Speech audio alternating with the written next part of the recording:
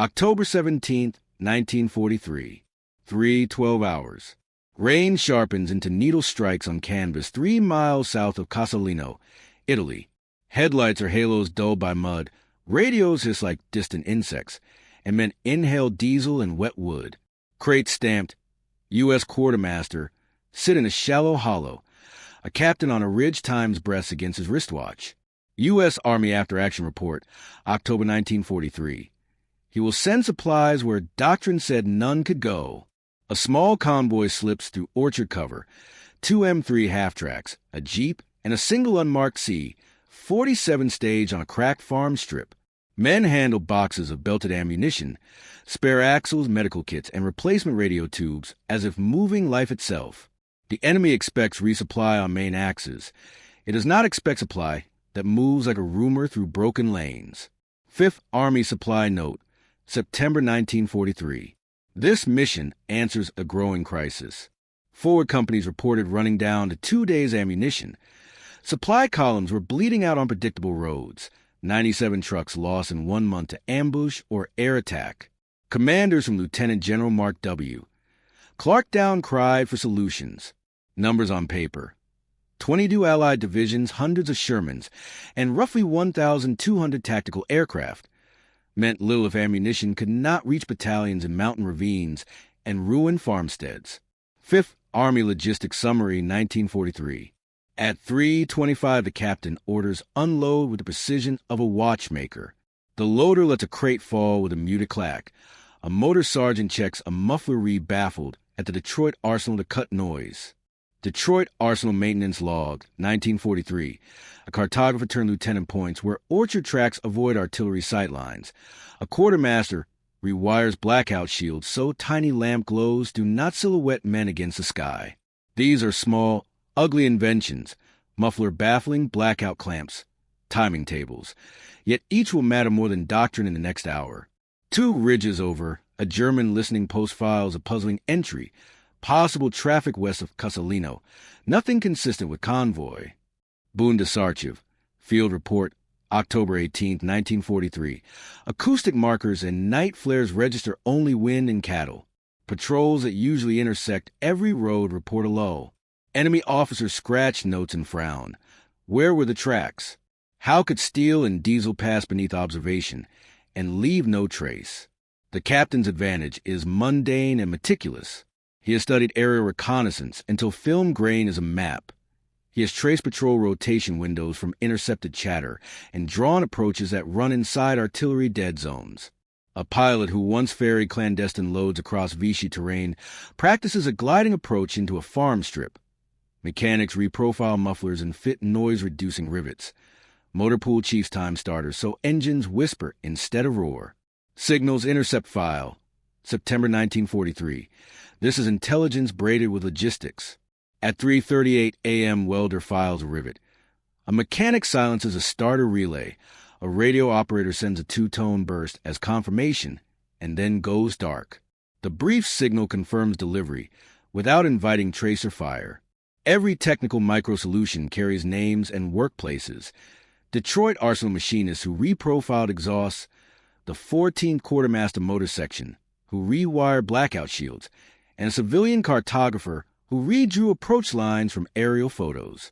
These are the hands that keep a front line fighting when official supply routes are cut. Quartermaster Motor Log, 1943. Crates hit earth. Men shoulder loads and vanish into hedgerows like shadows. Dawn presses a thin gray along the valley rim. A German platoon commander files a terse memo. Civilians heard trucks 3 o'clock. Reconnaissance finds no tracks. Source unknown. Bundesarchiv interrogation, October 1943. The note becomes a quiet crescendo of irritation and alarm. Surveillance has failed, but failure must be explained away before panic sets in. The night exposes a larger arithmetic of war. On paper, Allied resources dwarf those of the enemy. Yet the arithmetic of survival at the front is not about raw tonnage, but movement. Food, fuel, spare parts, and information. A battalion out of rounds is as dead as one flanked by enemy armor. Every muffler re-baffled at a bench. Every map redrawn in a tent. Every intercepted radio transcribed and acted upon moves the line a little. These small acts of engineering and craft alter campaign chances. Engineers and inventors deserve credit in the margins of victory. Detroit arsenal machinists reprofiled muffler cores to reduce signature. Motor transport crews developed blackout clamps that made lamps harmless. Local welders fabricated noise-dampening plates to quiet running gear. The pilot who timed his approach learned from civil smuggling runs. The cartographer who taught himself to read German patrol schedules turned reconnaissance into routecraft. Victory is often the sum of anonymous trades, machinists, welders, mapmakers, and motor sergeants, whose labor does not appear in headline dispatches. Detroit Arsenal Personnel Log, 1943. By 4:05, the last crate is on a farm strip, and the C-47's canvas covers are masked. Men climb aboard with the slowness of exhausted surgeons. The captain folds a wet map and tucks it into oilcloth. He tastes the fragile edge of success. A single patrol out of rotation, a failing generator, or an unlucky flare could have turned the night into a slaughter. Yet the operation does more than resupply a single company. It demonstrates a method for moving material where doctrine declares impossible. Reports will later catalog the episode as a clandestine resupply, a footnote in supply logs, and a lone entry in a captain's notebook. But the sketches left behind, muffler diagrams, orchard tracks traced in pencil, timing tables with circle minutes, hint at a systematic practice. Supply that avoids predictability, timed to exploit enemy blind spots, executed by small, skilled teams with tools and patience. An intelligence officer will write later. This was not mere luck, and soon the ugly truth surfaced. The ugly truth was that what seemed like luck had been a deliberate system, a hidden network of knowledge and craftsmanship buried inside an army that the enemy thought understood. Behind the silence of that captain's convoy stood a quiet revolution in logistics, the birth of shadow supply. Quartermaster Innovations Log, 1943. By late October 1943, the Fifth Army had begun replicating the captain's technique, using false decoy routes and hand-built acoustic screens to disguise movements. The key advantage was not armor or air superiority, but silence, engineered silence. The enemy had grown addicted to predictable sound. The rhythmic growl of truck columns on cobble roads, the night thunder of supply trains. When those sounds disappeared, so did their certainty. U.S. Army Intelligence Summary, October 1943. Engineers at the 14th Ordnance Depot began working directly with field mechanics to reproduce the modifications. They layered steel mesh and asbestos in muffler chambers, reducing noise by up to 60% without overheating engines. The Bureau of Ordnance supplied charts, while civilian sound engineers from RCA lent oscilloscope readings to map frequency signatures. Bureau of Ordnance Report 1943. The innovation spread quickly from Naples to Salerno, from depots to field columns. The captain's own C-47 modifications bordered on genius. Pilots had long relied on standard routes marked by beacons. Instead, his crew created their own navigation cues using faint radio bursts of coded static at frequencies below standard intercept bands. The frequencies were adjusted nightly using rewired Motorola SCR 300 field radios. Frequency range 40.0 to 48.0 megahertz, narrow enough to appear like background atmospheric noise. Technical Manual TM11 to 242, 1943. It allowed aircraft to see paths invisible to radar or human ear. The secret route, therefore, wasn't a single line on a map. It was a layered choreography. Muffled convoys, false acoustic decoys, timing cycles matched weather fronts, and radio ghosts that guided planes to land unseen. The genius was collective, part engineering, part intuition, part courage. Civilian welders at Barry's docks modified tailpipes. Women in Detroit pressed new exhaust baffles by hand, and Signal Corps radio technicians fine-tuned those frequencies. Every hand in that chain contributed to a single moment when supplies dropped behind enemy lines undetected. War Production Board Memo, 1943. At 22:10 on November 3rd, 1943, the system was tested in combat scale during the drive towards San Pietro, a storm front massed movement. The captain, now operating under Field Orders 32B, led a convoy of 12 half-tracks and 4 jeeps through secondary terrain. The plan, deliver 35 tons of supplies to a stranded infantry regiment behind enemy screens. 5th Army Field Order, November 1943. The terrain was impossible. Gullies filled with water, bridges shattered by artillery. Tires were wrapped with canvas strips to deaden rotation noise. Crews communicated only with hand lamps covered by red filters. The lead half-track ran a recon rig with a rewired radar proximity alarm salvaged from a wrecked fighter plane. It would buzz faintly if metal mass approached within 100 meters. Signal Development Unit Note, 1943. At 2347, the column halted near a riverbed. German artillery spotlights swept across ridges, searching for movement. The men froze. Engines were cut. Even breath seemed to have sound. Then darkness returned. The captain whispered an order. Engines flickered back, and the convoy crawled again, guided by static pulses on those invisible frequencies. When they reached the drop zone at 218, the infantry they supplied had nearly exhausted rations and ammunition. One sergeant later wrote, "We thought it was the sound of ghosts.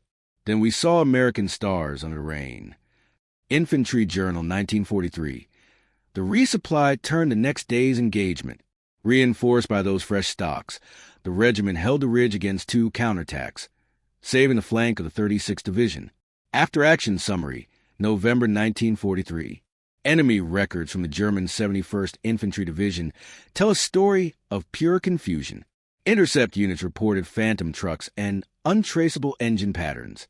Bundesarchiv, Signal Intercept File, November 1943. Patrols found fresh tracks where no vehicle should have crossed. Tire prints leading from flooded ravines. Gear marks ending in empty fields. A diary of a German logistics officer reads, "We hear them, then nothing. They vanish like mist. We have no answer." The Wehrmacht assumed sabotage, witchcraft, or Allied deception units. They didn't realize they were witnessing a new form of logistics warfare. By December, the 5th Army codified the method as silent route operations. Technical manuals outlined exact spacing between vehicles, engine RPM bands, and optimal humidity for acoustic concealment. Technical Circular 18-4, 1943. Engineers calculated noise profiles. 72 decibels at 20 feet reduced to 41 with modified baffles, enough to hide under wind and artillery background. Factories in New Jersey and Michigan began production of Type M quiet mufflers, while mechanics in Naples created field kits using crushed cork and wire mesh. Ordnance Production Report, 1943. Each kit carried an engineer's stamp, a testament to human minds who fought not with rifles, but with wrenches and soldering irons. The innovation spread beyond logistics. Tank units began adapting muffler plates, and airstrips were built using camouflage netting designed by textile workers from Pennsylvania mills. When Operation Shingle, the Anzio Landing, commenced in January 1944, these silent systems became lifelines. Convoys moved nightly, delivering supplies under the noses of German patrols. Field commanders later admitted, without the quiet routes, fuel shortages would have strangled the offensive before it began. U.S. Navy Supply Report, 1944. In the chaos of the Italian campaign, technology born in small workshops changed strategic tempo. The Germans had superior field guns, sharper eyes, fast response. But every technological advantage failed against what it could not detect. The captain's method turned invisibility into a weapon. He never gave interviews. His name rarely appeared in press releases. Yet those who served beside him remembered his calm before every mission, the deliberate folding of maps, the precise tap of a watch, the quiet conviction that silence could win wars. Personal Letter Collection, 1944. But by the spring of 1944, something darker began to unfold. Success bred suspicion. Higher headquarters demanded proof that routes existed at all, that supplies truly came through those ghostly lines. The Germans intensified their patrols, deploying listening posts with directional microphones and night fighters trained to chase faint engine noise. The invisible war between innovation and detection had entered its next phase, and as the captain prepared for what would become his final mission, he learned that silence alone would no longer be enough. By May 1944, the fragile balance that had kept those convoys invisible began to crack. The Germans had adapted, fitting new directional microphones and forward scouts trained to detect subtle engine resonance under crosswinds. The war for silence had become a war for innovation. The captain knew his methods had to evolve, or die with him. Signals Intelligence Debrief, May 1944. The next phase of his work drew on something rarely credited in military annals: collaboration between engineers, linguists, and field mechanics. Allied intelligence tapped University of Chicago researchers to analyze acoustic harmonics, while General Electric designed prototype suppressors using spiral vanes to disrupt exhaust waves. The innovation cut sound without killing torque, a 37% reduction in decibel range, validated on test rigs in Naples. GE Field Report, 1944. But silence alone could not protect convoys forever. German reconnaissance squadrons began tracking unusual radio null zones, areas suspiciously quiet on every frequency. That quiet was itself a signal. The captain countered with disinformation. He ordered decoy transmissions mimicking standard supply chatter. It was a chess match played in static, deception layered over silence. OSS Field Note, 1944. On June 9, 1944, 2 weeks after Rome's liberation, the captain's convoy prepared for a daring run to the Alban Hills, terrain swarming with rearguard remnants of the 305th Infantry Division. The objective: deliver 18 tons of medical and communications equipment to a division cut off near Velletri. The route was suicide.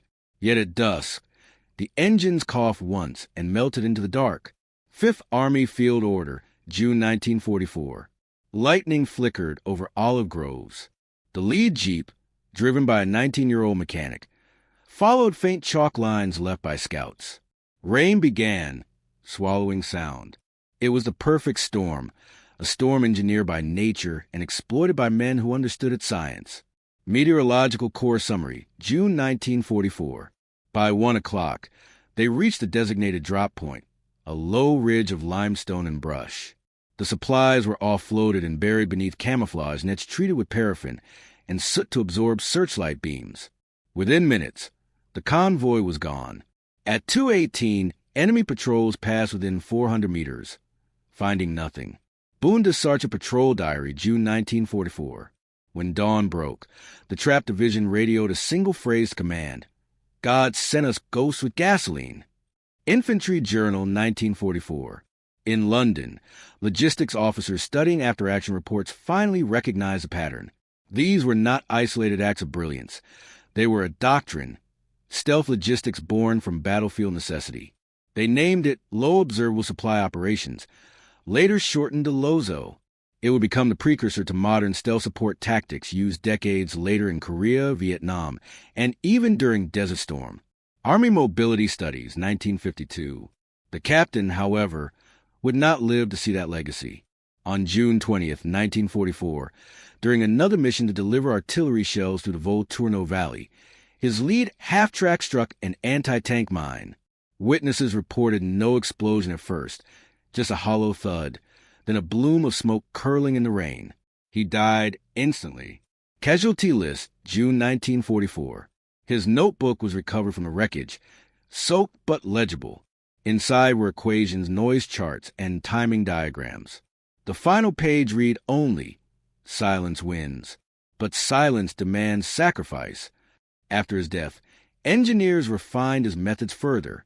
RCA and Western Electric teams built frequency modulators based on his notes, enabling encrypted whisper radio communication with signals buried beneath atmospheric noise.